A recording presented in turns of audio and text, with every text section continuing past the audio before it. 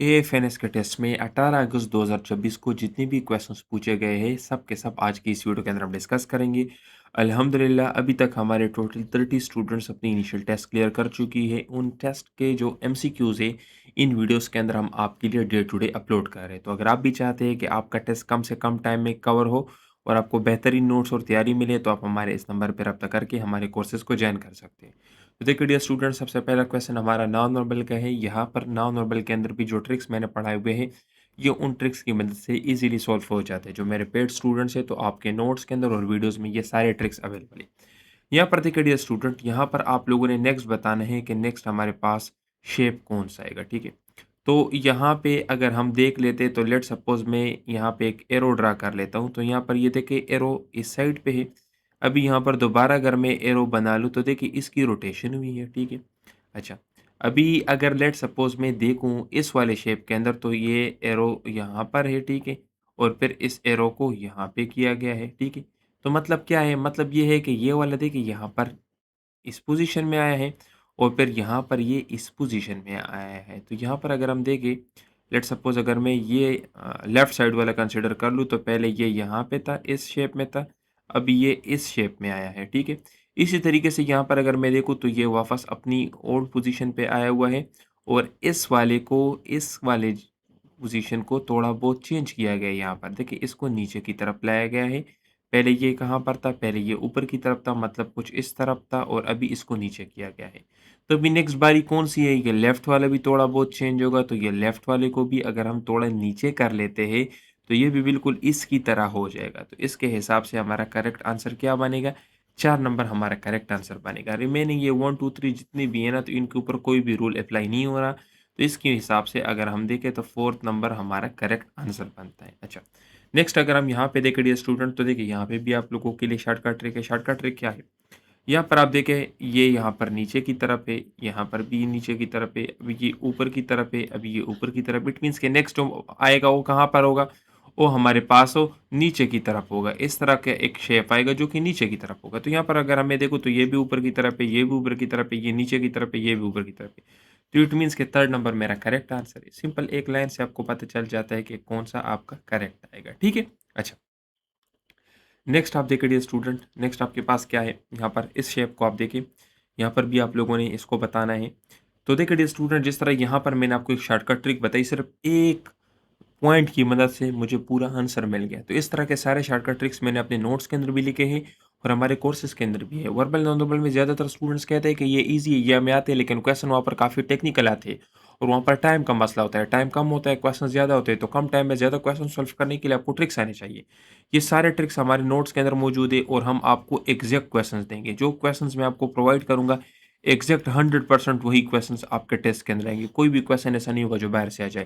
तो अगर आप लोग भी चाहते हैं कि एक कैप्टन डॉक्टर, एक आर्मी से क्वालिफाइड पर्सन जो एएमसी से क्वालिफाइड हो आपको तैयारी करवाए, तो आप हमें ज्वाइन कर सकते हैं। ठीक है, अच्छा यहाँ पर देखिए स्टूडेंट, यहाँ पर भी ये काफ़ी सिंपल है। यहाँ पर देखिए, यहाँ पर एक बाहर वाला शेप आपको नज़र आ रहा है, इसके कितने साइड्स है, 1 2 3 4। अंदर वाले के कितने हैं, 3। ठीक है, तो मतलब ये है कि 4 वाले शेप के अंदर कितना है, 3 है। यहाँ पर देखिए बाहर कितने हैं, 3, तो 3 वाले शेप्स के अंदर कितने हैं, 4 है, क्योंकि इसके 4 साइड्स है। यहाँ पर क्या है, 5 है, 5 बाहर की तरफ है और 4 अंदर की तरफ है। अच्छा, यहाँ पर देखिए 4 बाहर की तरफ है और 5 अंदर की तरफ है। देखिए आपको समझ आ रही है ना, ये पैटर्न देखिए, पहले 4 बाहर थे तो 3 अंदर थे, फिर 3 बाहर थे तो 4 अंदर थे, पहले 5 बाहर थे तो 4 अंदर थे, अभी 4 बाहर है तो 5 अंदर होंगे। ठीक है, अभी इसके बाद क्या है, इसके बाद हमारे पास जो शेप आएगा उसमें आपके पास हो 6 बाहर होंगे। अगर 6 बाहर होंगे तो 5 अंदर की तरफ होंगे। तो यहाँ पर देखिए इसके कितने साइड है, 1 2 3 4 5 6। अच्छा, तो ये 6 तो बाहर की तरफ हो गया, 1 2 3 4 5। तो इट मीन्स मेरा ये वाला करेक्ट है ना, बाकी तो के तो चढ़ने की ज़रूरत ही नहीं है। 1 नंबर मेरा करेक्ट आंसर है। तो देखिए ये कितनी इजी ट्रिक्स है और ये सारे पहले से नोट्स के अंदर मौजूद है। तो अगर आप इनको कवर कर लेते हैं आपका टेस्ट वहाँ पर कम टाइम में कवर हो जाएगा और जो क्वेश्चन आप सॉल्व करोगे ना उसका आंसर आपको पता होगा कि ये मैं करेक्ट कर रहा हूँ। नॉर्मली वहाँ पर स्टूडेंट को क्या मसला होता है कि वो सॉल्व तो कर लेते हैं और वहाँ पर आंसर तो दे देते हैं, लेकिन वो कहते हैं कि ये ठीक है, लेकिन जब बाहर आ जाते हैं ना फिर उनको पता चलता है तो उन्होंने काफ़ी गलत किया होता है। या कहते हैं कि हमने तो टेस्ट सही दिया था, हमारा नाम मेरिट में नहीं आया। तो मेरिट में आने के लिए ना आपके 90% से ज़्यादा मार्क्स होने चाहिए, और वो मार्क्स तभी आएँगे जब वर्बल, नॉन वर्बल तो आपके 100% करेक्ट हो, और एकेडमिक के अंदर भी आपके 50 में से 40 एमसीक्यूज़ लाज़मी करेक्ट होने चाहिए। और ये आपके तब होंगे जब आपकी तैयारी आपके सेंटर के मुताबिक होगी। जो तैयारी मैं आपको करवाऊँगा वो आपके सेंटर के मुताबिक होगी।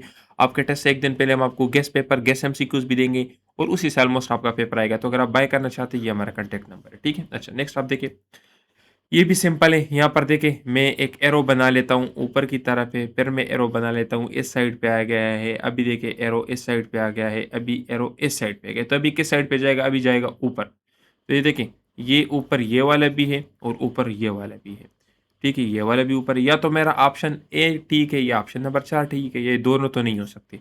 तो अभी ए और 4 में, 1 और 4 में कौन सा ठीक है? तो देखिए यहाँ पर आपके पास क्या है? यहाँ पर आपके पास सर्कल है, फिर स्क्वायर है, सर्कल है, स्क्वायर है, तभी क्या आएगा? सर्कल आएगा। तो इट मीन्स कि मेरा करेक्ट ऑप्शन क्या होगा? 1 होगा।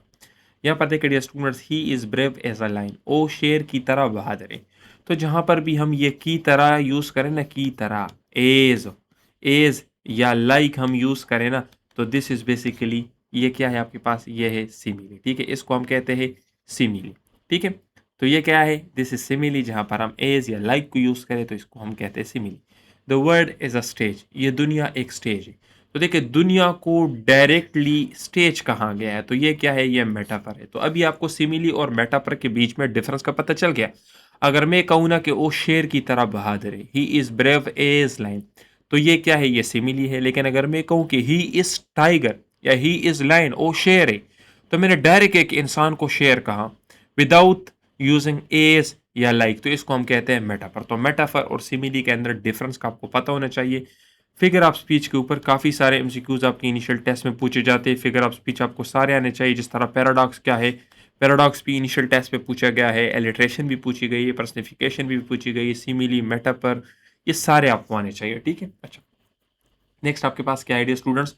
अगर आप चाहते हैं कि आपका टेस्ट गारंटी के साथ क्लियर हो, वर्बल, नॉन वर्बल आपको बेहतरीन मिले और आपके टेस्ट सेंटर के मुताबिक मिले और एग्जैक्ट वही आपके टेस्ट के अंदर आए, एग्जैक्ट एकेडमिक एमसीक्यूज मिले और ये सेलेक्टेड नोट्स हो आपके सेंटर के मुताबिक, आपके टेस्ट से 1 दिन पहले आपको गेस्ट पेपर भी मिले, टीचर सपोर्ट भी आपको मिले, तो आप हमारे नोट्स को बाय कर सकते हैं। 6000 नोट्स की फीस है, मोबाइल ऐप के अंदर आपको देंगे और 1 घंटे में आपको मिल जाएगी। 4 से 5 दिन में से आपकी बेहतरीन तैयारी हो जाएगी। और अगर आप हमारे ऑनलाइन क्लासेस को ज्वाइन करना चाहते हैं तो उसकी 16,000 फीस है, उसमें भी 9 से 10 दिन में आपकी बेहतरीन तैयारी हो जाएगी। तो अगर आप ज्वाइन करना चाहते हैं, ये हमारा कॉन्टैक्ट नंबर, इस पर रब्ता करके आप हमारे क्लासेस को ज्वाइन कर सकते हैं। मेरा नाम doctor Sadid Ehsani, I am qualified from army medical college. पिछले 7 साल से मैं स्टूडेंट्स को तैयारी करवा रहा हूँ। कोई भी इस तरह का डॉक्टर नहीं है जो एएमसी से क्वालिफाइड और स्टूडेंट्स को तैयारी करवा रहा हूँ। वाहिद मैं ही हूँ जो तैयारी करवा रहा हूँ। आप मेरे डेमो लेक्चर्स दे के, डेमो नोट्स देकर अगर आपको लगे कि ठीक है तब ज्वाइन कर लेना। अल्हम्दुलिल्लाह अभी तक हमारे टोटल 30 से ज़्यादा स्टूडेंट्स अपनी इनिशियल टेस्ट क्लियर कर चुकी है, जिनके रिजल्ट्स अभी तक हमारे पास आ चुके हैं। पिछले कोर्स में भी हमारे 300 से ज़्यादा स्टूडेंट्स क्लियर कर चुके हैं। तो देखिए नेक्स्ट आपके पास क्या है कि बेनोवोलेंट का आपके पास सिनोनिम क्या है? तो बेनोवोलेंट इज बेसिकली काइंड, ये किसे कहते हैं? रहमदिल, जेनरस को कहते हैं, ठीक है? अच्छा, नेक्स्ट आपके पास क्या है? Which of the following is not a function of liver, ये कौन सा लीवर का फंक्शन नहीं है? तो स्टोरेज ऑफ ग्लाइकोजन, ये भी लीवर का फंक्शन है। प्रोडक्शन ऑफ बाइल, ये भी है। डिटॉक्सिफिकेशन भी है। Filtration of blood, this is basically the function of kidney, ये किडनी का फंक्शन है, ये लिवर का फंक्शन नहीं है, ठीक है? तो ये आपको पता होना चाहिए। तो करेक्ट आंसर आपका क्या है? ऑप्शन नंबर डी, ठीक है? अच्छा, नेक्स्ट आपके पास क्या है? The disorder in which the body can not produce enough insulin is called, तो इसको हम क्या कहते हैं? इसको हम कहते हैं डायबिटीज मेलाइटस, ठीक है? जिसके आम अल्फाज में आप लोग शुगर कहते हो, ठीक है? तो ये क्या है? ये बेसिकली आपके पास शुगर है, ठीक है? अच्छा, अभी आपके पास एंसेफाइटिस क्या है? इसमें एडीएच की कमी होती है, ठीक है? इसमें एडीएच की कमी होती है। अच्छा, नेक्स्ट आपके पास क्या है कि कौन सा enzyme unwinding of DNA double helix के लिए रिस्पॉन्सिबल है? Unwinding of DNA double helix, तो ये काम है बेसिकली हेलिकेज एंजाइम का, ठीक है? और आपका ऑप्शन क्या होगा? सी नंबर आपका करेक्ट ऑप्शन है, ठीक है? DNA helicase enzyme is responsible for unwinding. आपके पास डीएनए का स्ट्रक्चर कुछ इस तरह से होता है ना, इस तरह से होता है ना, तो ये डबल हेलिक्स है, डबल स्ट्रक्चर, इनको ये अनवाइंड कर लेता है इस तरह से। तो ये किसका काम है? ये हेलिकेज का काम है। लाइगेज का काम क्या है? लाइगेज दोबारा से इनको जोड़ते हैं, ठीक है? अच्छा, ह्यूमन डाइजेस्टिव सिस्टम में सबसे ज्यादा न्यूट्रिएंट्स कहाँ पे ऑब्जर्व होते हैं? तो ये स्मॉल इंटेस्टाइन के अंदर होते हैं, ठीक है? स्मॉल इंटेस्टाइन के अंदर। तो कौन सा ऑप्शन आपके पास करेक्ट है? B number. अच्छा, acceleration of a body falling freely under gravity, तो ये मास के ऊपर डिपेंड नहीं करता। क्यों? क्यों डिपेंड नहीं करता? क्योंकि इसकी एक फिक्स वैल्यू है, कितनी है? 9.8 मीटर पर सेकंड स्क्वायर। तो देखिए इनिशियल टेस्ट में ना ये एमसीक्यू काफ़ी तरह से पूछे जा सकते हैं। अगर आपसे पूछा जाए कि आपने 100 मीटर की हाइट से कॉटन को और एक स्टोन को गिराया, और अगर आप ईयर की रेजिस्टेंस को नेगलेक्ट कर लेते हैं तो कौन सा बॉडी जल्दी ज़मीन पे पहुंचेगा? तो आपका आंसर होगा दोनों सेम पोजीशन पे पहुंचेगी, दोनों सेम टाइम के ऊपर पहुंचेगी। क्यों? क्योंकि एक्सेलरेशन ड्यू टू ग्रेविटी तो दोनों के ऊपर सेम लगेगा, और ये मास के ऊपर डिपेंड नहीं करता। तो जब मास के ऊपर डिपेंड नहीं करता तो चाहे आप पत्थर को फेंके या इंसान को फेंके, एक ही टाइम पे ज़मीन के ऊपर आएंगे, ठीक है, क्योंकि मास के ऊपर डिपेंड नहीं करता। या इस तरह से भी क्वेश्चन पूछा जा सकता है कि आपने एक 5 kg का स्टोन फेंका, एक 10 kg का स्टोन फेंका छत से, और अगर आप ईयर की रेजिस्टेंस को नेगलेक्ट कर लेते हो तो कौन सा ऑब्जेक्ट जल्दी ज़मीन पे पहुंचेगा? तो चूंकि दोबारा यहाँ पर देखें दोनों की आपके पास एक्सेलरेशन क्या है, सेम है, तो अगर एक्सेलरेशन सेम है तो ये एक ही टाइम के ऊपर आएगा, ठीक है। अच्छा, आपके पास नेक्स्ट क्या है? Work done by force of 10 Newton. आपके पास फोर्स क्या है? 10 न्यूटन है, और मूविंग इन ऑब्जेक्ट क्या है? 5 है, in the direction of force. देखिए डायरेक्शन ऑफ फोर्स, तो यहाँ पर एंगल क्या है? 0 डिग्री है। तो अगर एंगल आपके पास 0 डिग्री है तो मेरे पास वर्क डन किसके बराबर है? Work done is equal to F dot D cos theta, ठीक है। कास थीटा के बराबर है, एफ कितना है? 10 है, डी कितना है? 10 है, कास कितना है? तो कास मेरे पास है 0 डिग्री। तो देखिए ये मेरे पास क्या हो जाएगा? अच्छा, ये आपके पास सॉरी डिस्टेंस आपके पास क्या है? 5 है। तो 10 इंटू 5 आपके पास 50 हो जाएगा, और cos 0 1 के बराबर है, तो 50 multiply by 1 is equal to 50, ठीक है। तो आपका आंसर क्या होगा? 50 होगा। यहाँ पर देखिए in the direction of force, in the direction of force का क्या मतलब है कि जिस डायरेक्शन में आप फोर्स लगा रहे हो उसी डायरेक्शन में आपके पास डिस्प्लेसमेंट भी हो रही है, तो आपके पास एंगल क्या है? 0 है, ठीक है। अगर ये perpendicular to direction of force होगा ना, अगर परपेंडिकुलर वर्ड यहाँ पर आ जाए ना, तो फिर आपके पास वर्क डन कितना होगा? 0 होगा। क्यों? क्योंकि cos 90 आपके पास किसके बराबर है? 0 के बराबर है। ये क्वेश्चन भी अक्सर आपको कंफ्यूज करके पूछा जाता है। अच्छा, resistance of a wire increases with, resistance किससे इंक्रीज होता है? देखिए रेजिस्टेंस किसके बराबर है? रो एल बाय ए। तो देखिए ये इसका फार्मूला है। तो अगर आप लेंथ को इंक्रीज करोगे तो रेजिस्टेंस इंक्रीज होगा, और अगर आप एरिया को डिक्रीज करोगे तो आपके पास रेजिस्टेंस इंक्रीज होगा। तो ऑप्शन नंबर ए आपके पास क्या है? ये आपके पास करेक्ट है, increase in length and decrease in area, ठीक है। अच्छा, और ये आपके पास क्या है? दिस इज बेसिकली रेजिस्टिविटी, ठीक है। रेजिस्टिविटी लेंथ और एरिया के ऊपर इफेक्ट नहीं करता, असर नहीं करता, ये सिर्फ टेम्परेचर के ऊपर डिपेंड करता है, ठीक है, टेम्परेचर के ऊपर। और ये हर प्रॉपर्टी एक प्रॉपर्टी है मटेरियल की, ठीक है, मटेरियल टू मटेरियल वेरी करता है। एंगुलर मोमेंटम की यूनिट क्या है? तो option number B is correct, kilogram metre square पर सेकंड, ठीक है। अच्छा, which of the following reagent is used to distinguish between primary secondary tertiary alcohol? कौन सा रिएजेंट हम यूज करते हैं प्राइमरी सेकेंडरी और टर्शियल अल्कोहल के दरमियान डिफरेंस के लिए? तो ल्यूकास रिएजेंट को हम यूज करते हैं। ल्यूकास रिएजेंट क्या है? ZnCl2 divide by ZnCl2 into HCl, ठीक है। This is basically Lucas reagent. अभी इसमें हम क्या करते हैं? ये जब रिएक्ट करता है अल्कोहल के साथ तो आपके पास टर्शियल अल्कोहल जो है ना, तो ये डायरेक्ट क्लाउडीनेस या ऑयलनेस देते हैं, ठीक है। क्लाउडीनेस या ऑयलनेस भी आप देते हैं, ठीक है, क्योंकि ये डायरेक्ट रिएक्ट करते हैं टर्शियल अल्कोहल। सेकेंडरी रिएक्ट अल्कोहल को रिएक्ट करने में थोड़ा टाइम लगता है, और टर्शियरी प्राइमरी अल्कोहल जो होते हैं ना, तो ये रूम टेम्परेचर पर बहुत कम रिएक्ट करते हैं। इसको आप लोगों ने हीट देना होता है तब ये रिएक्ट करेंगे। तो अगर आपसे पूछा जाए कि ल्यूकास रिएजेंट में सबसे ज्यादा रिएक्टिव कौन होता है, तो आपका आंसर होगा टर्शियल अल्कोहल। क्लाउडीनेस सबसे ज्यादा कौन देगा? टर्शियल अल्कोहल। सबसे जल्दी कौन देगा? टर्शियल अल्कोहल। ऑयलनेस कब देगा? क्लाउडीनेस, ऑयलनेस, या आपके पास डिफरेंट टर्मिनोलॉजीज में ये पूछे जाते हैं, ठीक है। अच्छा, एब्सोल्यूट अल्कोहल किस तरह से प्रिपेयर होता है रेक्टिफाइड अल्कोहल से? रेक्टिफाइड कौन सा होता है, ठीक है। रेक्टिफाइड वो होता है ना जिसके अंदर थोड़ा बहुत आपके पास वाटर मिला होता है, ठीक है, थोड़ा बहुत पानी होता है।